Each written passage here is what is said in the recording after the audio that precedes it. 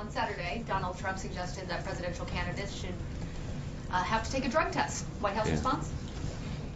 Well, so you're telling me that the candidate who snorted his way through the first 2 debates is accusing the other candidate of taking drugs? It's a curious development in the campaign. That's your response? That's my response. Michelle?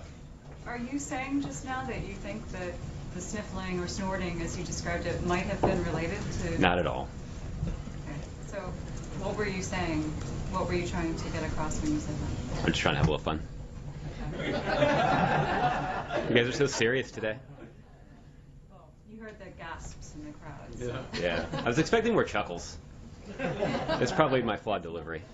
It's not a Friday. So you were just